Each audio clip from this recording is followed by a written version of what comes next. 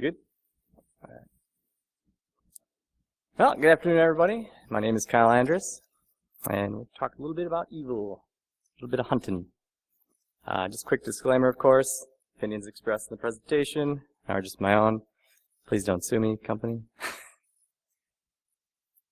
In general, I've been working in IT for about 10 years. Last 2 years or so, I've been working strictly in security, in particular forensics. So a lot of the work that I do is chasing down why something executed or looking into a malicious document attachment, and then just kind of pulling out what's in there and trying to find either some indicators or usually just IP addresses to see if it's going to any of our other machines. I really like weird computer problems. That's how I got started. I'd start off in the company basically as a third-level support person. So I dealt with a lot of weird problems, weird software. Software that people either wrote and then disappeared, either the company or the person that wrote it. So you're the person that has to try and go back and reverse engineer what they did. So I've always been like really interested in when things break, which basically led me into forensics and why I basically like it so much. Because it gets back to the roots of trying to figure out exactly why something executed or why something ran and why something just happened. Which basically leads you to a lot of spreadsheets. Fortunately, in forensics, you tend to make a lot of timeline analysis as you're getting artifacts and parsing them and looking for, to put all the events in an order. It usually gets put into a spreadsheet and you just stare at it for days. So our agenda, just going to look over a little bit when something crashes, kind of what you think about, disk and memory, artifacts of interest, a little bit of process shenanigans, malware persistence, and tools to help find evil. So usually, we're talking about something terrible happens. You're browsing and something crashes, or if you're at like a corporation, you have a virus alert that goes off, or a firewall alert. Or you get a report from a user that says something bad happened. Or you leave your computer unlocked and your coworkers take care of the rest. Like that guy. And every time that happens, you usually have a little tick in the back of your head that's like, was that malware? Was that not malware? What just happened? And in the end, you start to record everything that you know. So you'll grab any process that you know the names of. Especially the time date is probably the most important piece because you're going to use that later to narrow down your search when you're combing through all this evidence. So first, let's just kind of acquire all of the things.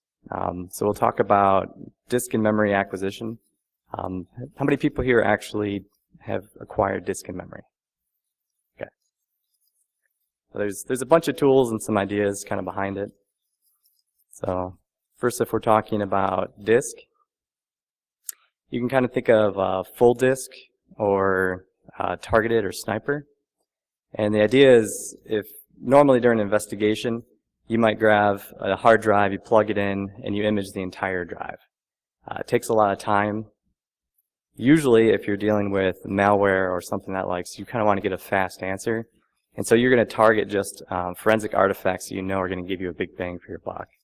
So you might grab on the NTFS file system, you might grab the NFT file. And then you might grab the hypersys file. And then you might grab event logs and kind of go down that path. And that would be kind of like more of a sniper forensics. And there's actually a whole article written by Chris Pogg that talks about that. But if you are taking like a full disk image, one thing to keep in mind is that you probably need to use a write blocker. Because as soon as you plug that drive into your computer, if you have any antivirus or other software, it'll start writing or reading to it, and it'll just kind of mess up your evidence. So with a write blocker, it's a physical device that you plug in between your computer and the hard drive, and it prevents your computer from doing any writes to it. RAIDs, if you ever have to image a RAID for some reason, that would be terrible because they're probably gigantic and would take forever.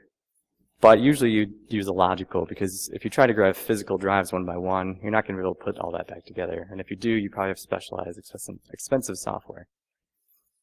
Encryption can be a problem too, and it can slow down your investigation or when you're acquiring. Like you can acquire it very easily, but when you go to use your forensics tools and grab different pieces of it, you're not going to be able to read it because the data is encrypted. So then you have to take the extra step of actually going through and decrypting it. There's some tools out there that'll help you with this. Ncase, for example, actually allows you to decrypt McAfee. So you actually give the decrypt key to Ncase, and as it processes that data, it'll actually decrypt it first and then go through.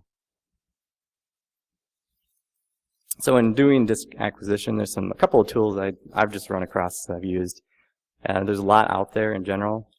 FTK Imager, in my opinion, it's a very simple tool, and it has a lot of uses, especially either at work or at home. There's the Linux variety of DD, which got ported over to Windows as well, so you have like a Windows DD. And then there's a couple of free pieces out there. Fresponse will actually, you'll deploy out a client to an endpoint, and you'll have an iSCSI connection created back. So it kind of looks like a local disk on your machine. And then you can use something like FTK Imager or another copier, and you can actually make a disk image. It'll create a lot of network traffic, though. And then FTK and Ncase also can acquire disk. So let's just look real quick at like FTK Imager and show you what that looks like real quick. Let's see how smoothly this goes. Got music too. Unless, of course, I close that. Nope, there it is. Oh, of course. It's not going to do that. Nope. 1 second. This is going to be painful.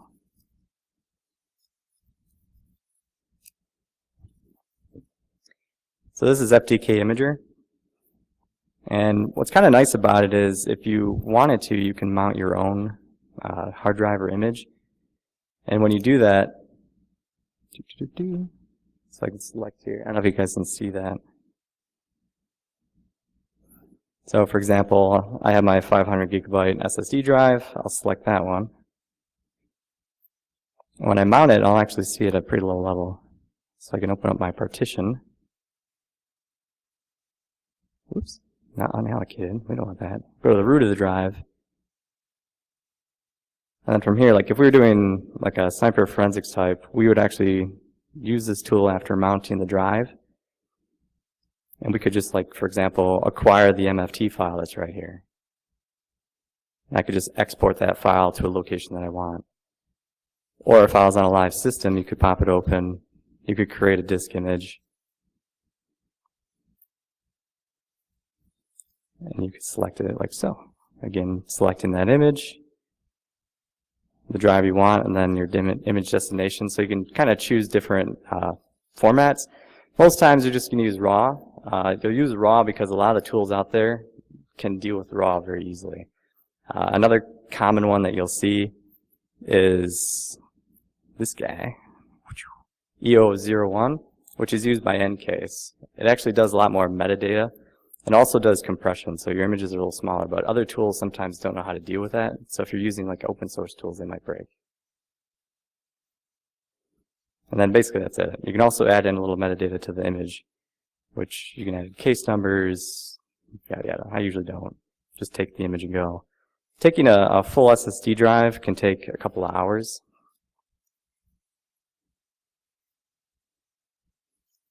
Yeah, this would be annoying.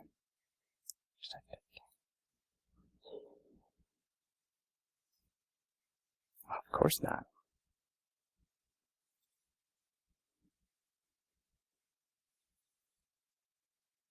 There we go.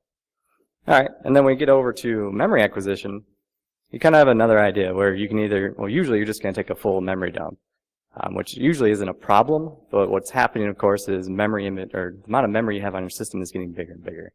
So before, like 4 gigs of memory to pull is a piece of cake. You go to 8, not so bad. 16, getting a little rough. You're doing 64, 128, starts to become a problem.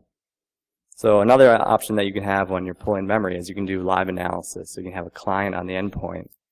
And so GrrCON, for example, is Google's rapid response, which you actually deploy out to all your endpoints, and you can actually query across all of them. It's a pretty useful tool, open source and free, and it's also tied in with Recall, which is another memory analysis tool that was split off of Volatility.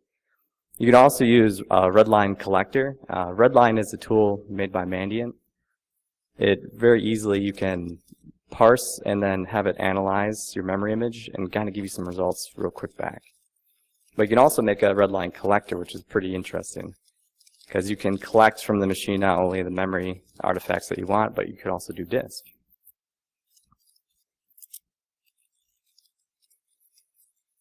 And so with memory acquisition, there's a lot of tools out there as well. Dump it being one of them. FTK Imager, again, we can actually use the same one to take it. Mandiant's redline, using a collector. And volatility and recall can both use them as well. WinPmem is a very common tool too, written by Michael Cohen. So you have a lot of options in your arsenal. One problem with like dump it though, it's a very common one, but you can't use it in like scripting because it actually asks for a prompt after you run it.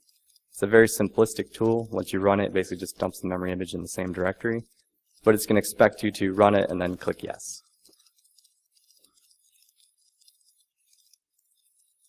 So I'll take a little look at those tools after doing my shenanigans.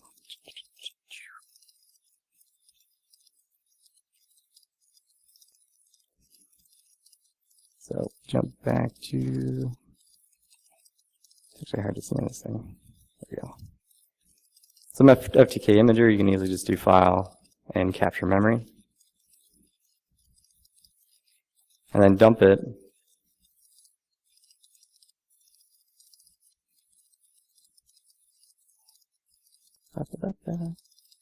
So pretty simple. You just click yes and it starts to acquire. Usually acquiring memory is pretty quick too. It only takes a couple of minutes. And then with redline, bam, scary things. So if you go into redline when you open it, you can see at this top these collectors that you can make. So if we go into one of these, let's just do a standard.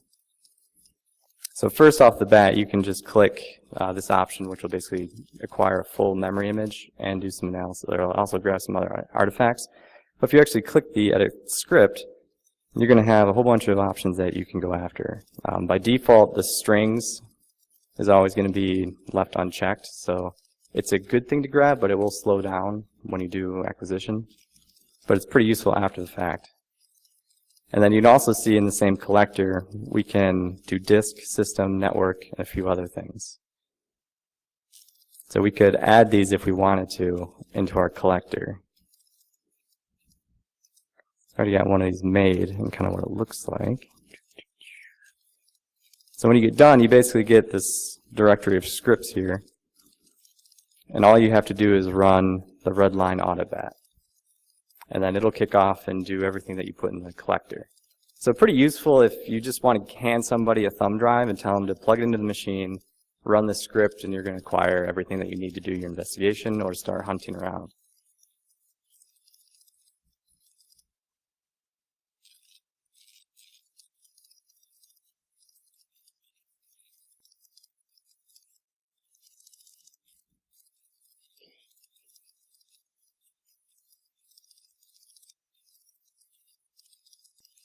And then when we talk about remote tools, commonly when you're in a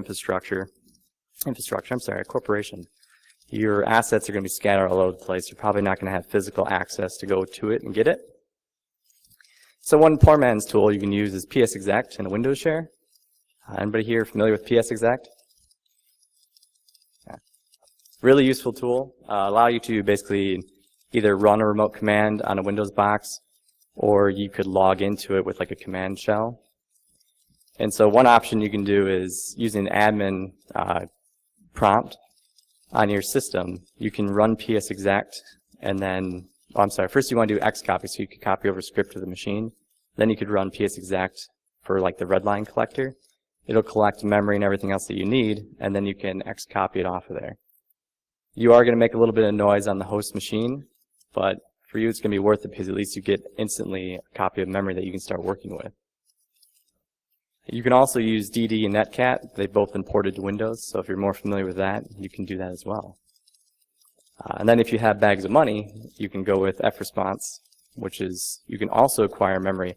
And it's actually kind of neat because when you connect to a machine with an fresponse agent on it, when you connect to the memory on it, it'll actually map to your computer and you'll have a little, like you go to the G drive. pop it open, and right there's your memory file. You just copy paste it to your machine. Makes it really easy to use. Also, a nice thing about F-Response is it's got a giant API that you can run around with, so you can automate a lot of your collection. And then GrrCON Rapid Response as well. You can actually, either if you're going to do memory analysis, or if you're just going to pull a copy of memory, you can do that with that tool. So we got an image. Woo! So now let's kind of play around with it and see what we can get. So when we're kind of hunting around for evil or some indications of something that's not good, we'll look at a couple artifacts of interest, some process shenanigans, and yada yada. So the first one that we can kind of look at is going to be user assist. User assist is going to be within the context of the user that was logged in at the time. And what's nice about it is Windows keeps track of all the programs that you run and how many times you ran it. It does this so that it can populate things like frequently used applications, or your start. You know, click start and it shows you all the apps that you run. It's doing that out of this registry hive where it's keeping that. So if a program is executed from the user's context, then it'll be recorded there. It's actually in ROT13 encoded, so you can't just open up register like regedit and take a look at it. But it'll give you the name of the application, the runtime, and the number of times executed. So kind of looking here, on the top you see just the registry, and you can see it kind of looks like gobbledygook in the red. And then Neursoft has a tool called User Assist View, which you can jump into, and it'll show you kind of, for example, the command prompt was run 3 times, or PowerShell was run 7 times. And if you're working in an environment where most of your users don't use PowerShell or the command prompt, that could be an indication of that's a little weird. You might want to actually jump in there and get a copy of memory and then dump out maybe what was being run at the time. Another good one is the app compat cache, another registry hive. This one is for the application compatibility shim cache, stored in the Windows registry, of course. You'll have it for in the system. Excuse me. It's going to contain, your last execution time, full path, file name. One bad thing about it is that it doesn't write to disk until a full shutdown. But it's another place where you're going to have at least one execution every time you run something, because Windows is going to see if it needs to apply any shims to an application. So each time it's run, it's added into this registry hive. So you at least get one piece. And you can parse that out using the shim cache plugin via Redripper. So you can see, here's like Python, for example, is run, and Snagit. Anybody know what Snagit is? How many documents have you made? Too many? Yeah. Another spot that's out there as part of the Microsoft Application Experience and Compatibility Service is the recent file cache, and in Windows 8 it got changed to the AM cache. These two are also now, like, since these reside on disk, they're useful to snag if you're doing like sniper forensics. And the reason why is it's a temporary spot for as a process is being created. So kind of like the app compatibility cache, it'll briefly touch down and it'll have information as to what was run, the modified times of that file. And what's really interesting is in the AM cache, which is recent to Windows 8, you actually get a SHA-1 hash. These are temporary and they tend to be run, they're in there for a couple of weeks for sure. I can't remember the exact number. Wow. But there are some parsers out there for it. The first one actually, Harlan Carver, has RFC.exe, which can parse it out for Windows 7 boxes, the recent file cache. And then Yogesh actually has a lot of research about this topic and some talks online. He blows it away and does some amazing things with it. But it's another location to look for applications that ran. So when something crashes on your system or something's going on, you're going to want to try and find any executables that ran at the time. Of course, prefetch is very common. It originally is used to speed up application launching when you start up the machine. one bad thing is on Windows 7, for example, it's automatically disabled by default. But it will show you like the last execution time and the name of the executable and path. With Windows 8, actually, it is re-enabled. So kind of an example of that, if you go into the C Windows prefetch directory, you can see all the prefetch files here that you can parse out and get the execution information, or the time, I should say, sorry. And another spot that's overlooked commonly, if you have a critical machine or server somewhere, you probably have the option, depending on how much space you have on your machine or how many logs you want to keep, the audit process creation and termination. By default, this is turned off in Windows, but if you do turn it on, it will show you every time that a process is created and terminated. And just to give you an idea, you can go into your local group policy editor. If you go into Windows settings, security settings, advanced audit policy configuration, and within the system audit policies, you can enable these. So the good thing is you can see process creation. The bad thing is you see a ton of process creation and termination. So this can very easily fill up your log source. So if you have a SIM, for example, and you have entire infrastructure running all of this on your workstations, your SIM's going to cry. Because if you see the timestamps right there, this was just for a second, and you've got it happening within a minute, multiple. But it can be useful because now we caught that Shady Panda Ultra 3 was executed. So let's look into process shenanigans. So one of the most common way malware might hide on a system is actually just by hiding in plain sight. So this is when you really need to know like your Windows environment and what applications should be running, what processes should be running, what parent process should be of what. Common is going to be a misspelling. The LSS process is then misspelled as last.exe. But you might miss it when you're going through an output. And then, having the same process name, but it's actually in a different directory. So it's launching out of the program 32 directory instead of it being somewhere else where it should be. And then, of course, an easy one to spot is whenever you see applications running out of a user's Internet Explorer temp directory. So let's look real quick at an example. So Stuxnet is a very common memory example that's free on the internet. And the LSAS process on there actually gets duplicated. It actually uses a little bit of hollowing to get it to work, but an LSAS process is your local security authentication subsystem, and it's responsible for enforcing security policies on the system. And it should be started by the win init process. So you should only see one LSAS process on a Windows box.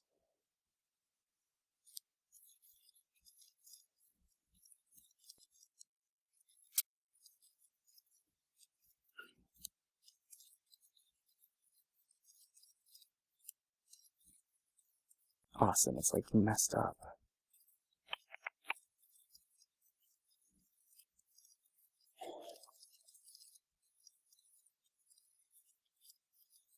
Cool.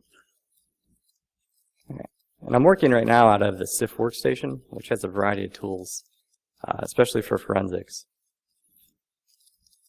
So oh man, that's gonna suck. Gosh dang.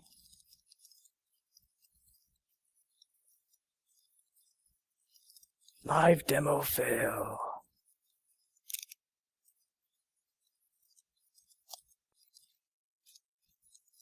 Yeah, so it's going to be ugly. Cool. So what we're going to use is we're going to use volatility, and we're going to use PS tree. So we're looking at the memory image, and the first thing that we're going to do here, after running it, we look at it and try and spot some things that are evil.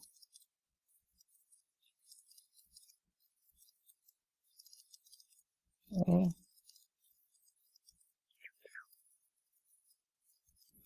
It's kind of hard to read in this output, but we already know that if we look for the LSAS process, we're going to see that there's 3 executions of it. And if we look at this, we can notice that on the left here,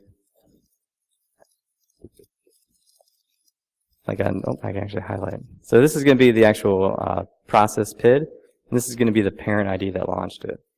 So we have an LSAS process that was being executed by one parent and another one being processed by another. So if we take a look at this,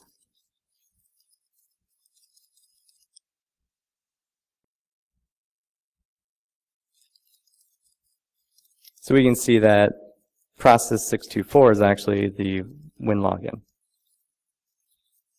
Whoops, I said win init, didn't I? My correction for win login. And out of that, we can see that the LSAS process that's legitimate was launched by that parent. What about the other ones? Those ones were launched by something else.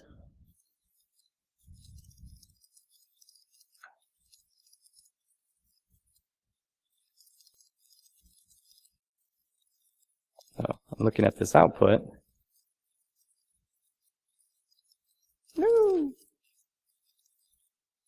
We can see that it was launched by the services.exe.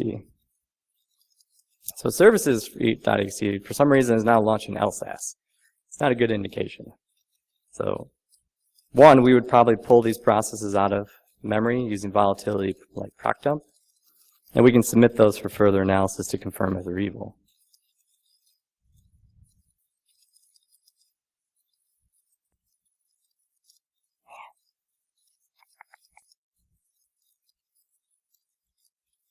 Nope. All right, I'll stop fiddling here.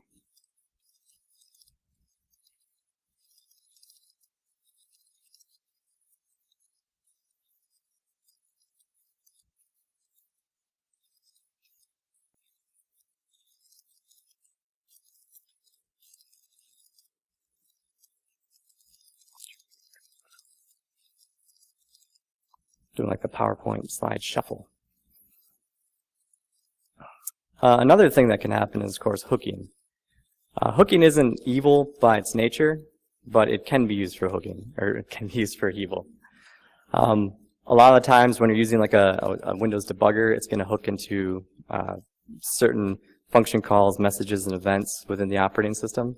But so do keyloggers and rootkits like to do the same thing. And so using volatility, if you have a memory image, you can actually go through using like the API hooks, event hooks, and message hooks. And you can parse through them looking for things that might be abnormal. And then you can dig deeper into the processes that, for example, are calling those. Injection is a very common one as well. An injection is a little more easier to find when you're hunting. For using the volatility plugin, you can actually use malfind that'll go through and find injected pieces of code. And malfind, the way that it works is it searches through memory looking for executable code that's not backed by a file. So usually when you have a process that launches and libraries that are loaded, those libraries are going to be backed to disk somewhere. When you don't have that, that's not always bad, but it can be an indication of bad. And it also will be marked as execute, and it's not going to be all zeros. Shuffle, shuffle, shuffle.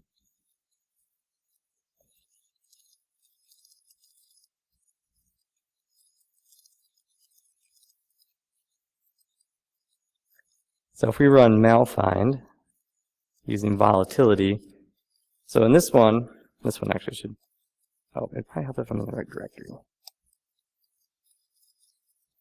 Be a little easier to read. So malfind is identifying those properties I talked about, where either it's not mapped to disk, it's marked as executable and not all zeros. And so there's a lot of processes in here, and if you're familiar with the Zeus virus, it actually injects itself into a variety, like a ton of legitimate processes. So we're going to look at ALG, for example, and if you use malfind, you can actually dump all the sections of memory that it finds to be potentially evil. And so if we go into that directory,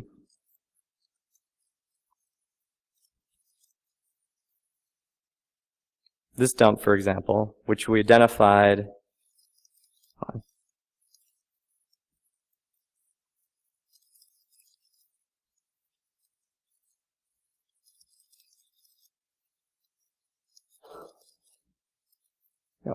again, wrong directory.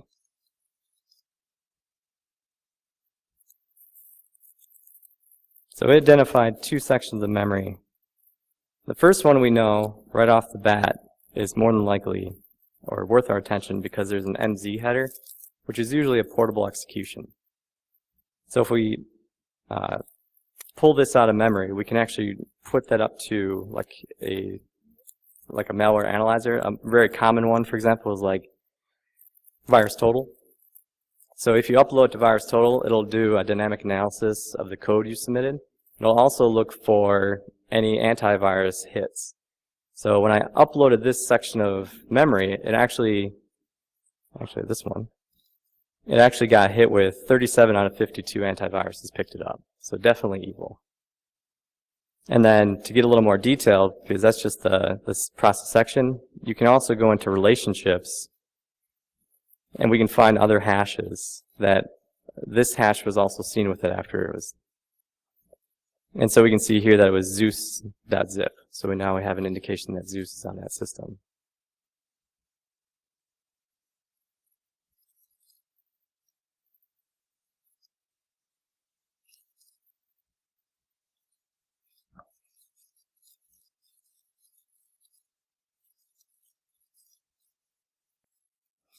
And then process hollowing, which is what we actually see in Stuxnet, is when you launch an actually legitimate process, and then you put it in a suspended state, so the malicious process will actually take out code out of that normally healthy process, and it's going to insert its own malicious code. This is an easy one to find because you're going to find that there's no files back to disk on it. But normally, if you're looking through normal tools, the process is going to look legitimate, like it'll be signed and it looks all happy. But it's not. So a little bit of malware persistence. I mean, once a malware is on a system, it has to be in certain locations for it to keep running. I mean, you hear about malware that's only memory only. That's great, but if you do reboot the machine, that malware is going to be gone unless there's another command and control server on the network that's going to reinfect it when it's done rebooting. If not, then you have to place it in a location where it's going to start. A common one, of course, is the auto runs locations. It's going to be your common file and registry locations to start a program at boot. If you're a sysadmin, you're very familiar with these. And with sysinternal tools, if you're on an actual live box, you can run auto runs, and you can actually see those. Or if you have a copy of memory, you can pull out all the locations that were loaded into memory. So it'll pull registry and the file and a few other locations. So, for example, this is using the sysinternal's auto runs tool. And you can see the registry entries and also the file location for some common startups. This one looks all okay. And then, of course, malware hiding services. Using the same tool, you can actually hunt for the same thing. The volatility auto runs plugin will pull this as well. And if you're using auto runs, the sysinternals tool, it'll actually show you everything that's running as well. Oh, wait, I lied. That was the service scan and volatility that'll actually pull us back. Of course, scheduled tasks. It's a common way to continuously run a program in Windows. It's another location. Volatility auto runs will also pick it up. And it's also picked up in the sysinternal tool. WMI is one that's a little more scarier. If you've seen the talk by William, Matt, and Claudio, it's a great talk that they gave at DEF CON and DerbyCon. And really the idea is that you're going to create your own class in WMI. And if you're not familiar with WMI, it's a great management tool.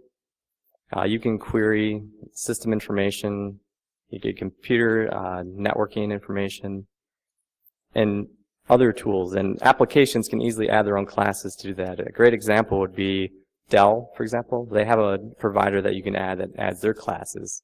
And then using that WMI provider, you can actually change, for example, BIOS settings.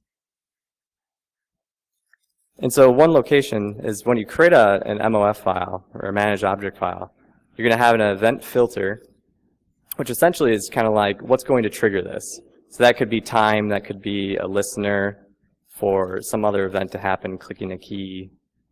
And then the event consumer is going to be the piece that actually has the payload in it. Usually it's VB script or PowerShell. They're usually also obfuscated, so they're hard to just scan around to try and find them easily. And then the filter to consumers binder basically just puts the two together. And so once that's added, if the system's rebooted or if they restart the WMI, then that malware is going to execute every time. And one way to look for it is if you go into WMI and root subscription. And so here's Windows WMI viewer tool. And in this example, I would search for the root subscription. And I actually only have one legitimate event here. But if you see other ones that were not, they're worth the time of research and would potentially lead you to the malware. And then DLL hijacking is like the art of loading malicious libraries into an application. There's a lot of ways that this can be done. But the first thing it's going to do when you launch a process, for example, it's going to check in memory to see if a DLL is already there. If it's not there, then it might look in the known DLLs list. And then it's going to start looking in its own app directory. So if you're in C program files, cool app 2, and you run it from there, if you put a DLL in there that application loads, it will potentially, if it's written poorly, it'll potentially load that DLL from that directory instead of somewhere else where it may be loaded on the system. So another thing you can look for is looking for rogue DLLs in weird directories. So some tools that kind of help automate your job and look around for malware. Probably the neatest tool to grab out there is log to timeline. If you take a full disk image, it'll actually parse using all the artifacts that you can think of. And, well, that actually is a couple more. But it'll put them all into a nice timeline for you. You can export that as like a CSV, and then you can add that into Excel, for example. You have to be careful, though, because if you do a full disk, then you're going to have probably 1 million to 2 million lines in your CSV file. If you're running Excel 32-bit, you're probably going to run out of you'll run out of memory to actually store all of that. And so it won't be able to completely load the file. So you definitely have to get at least Excel 64-bit. It is really a neat thing to watch. I use this a lot when we're trying to hunt down if a user did something and then the actions after that, because, for example, if they clicked on a bad link, so they open up Outlook, you'll see Outlook being opened up in the timeline.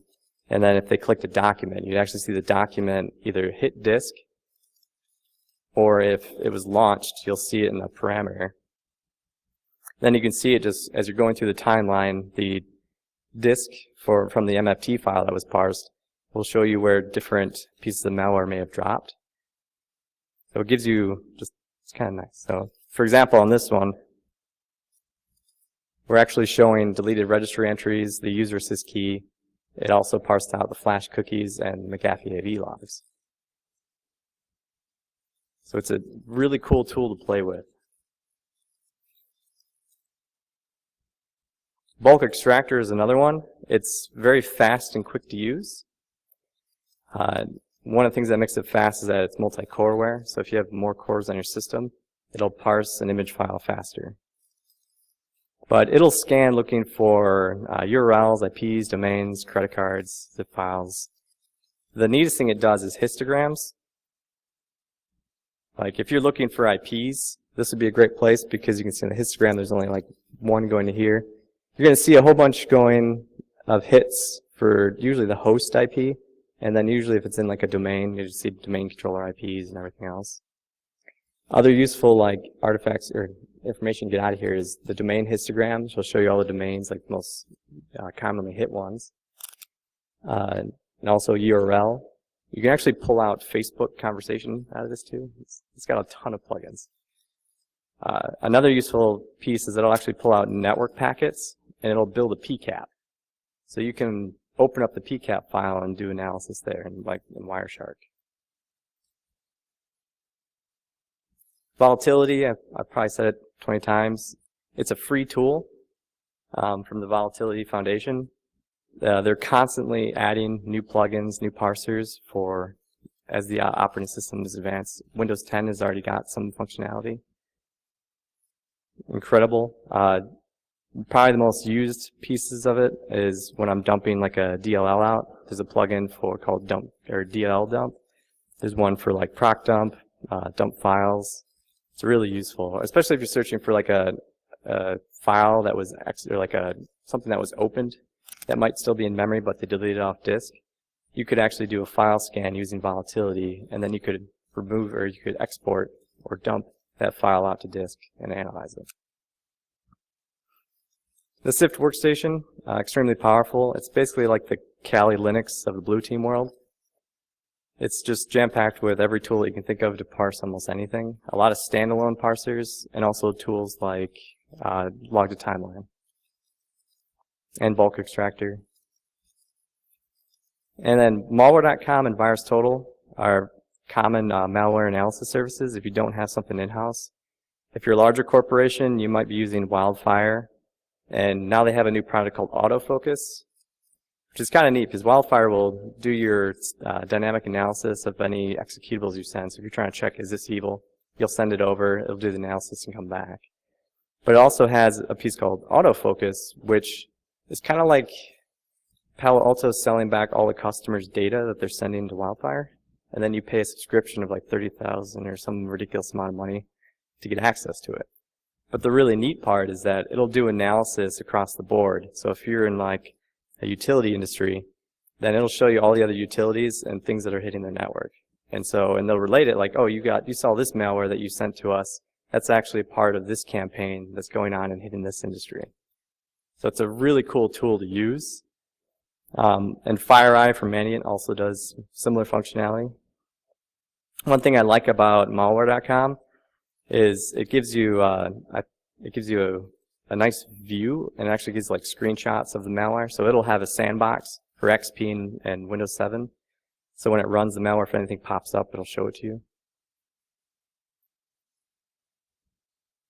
And then IOCs, indications of compromise. If you find something that is evil and you can confirm it, you can actually use Mandiant's Open IOC framework. It's basically kind of like XML, and you can define exactly how to find this file again. So if it's MD5 hashes that you're looking for, the name of bad executable, or other indications of it, like it loads these DLLs, you can actually write that into a format and can use it to be scanned. So once you create an IOC, you can use something like Redline or Volatility to scan your environment. Also, bigger tools and corporations will use it as well. And that's it. Another announcement to make. Convergent B-Sides is a conference in Detroit that's coming up. It should be July... Can't remember, I'm hopping around it. 14th, 15th, and 16th. It's a pretty fun conference. It's kind of, we're trying to make it like a blue-centric. So more of the defense analysis, but bringing in both sides. This guy over here by that yellow balloon. That's right. Yep. It's a great conference. If you're interested in volunteering, let me know. We always need people to help. And we have people that do either our Capture the Flag program or helping with speakers. And that's all I got. Thank you.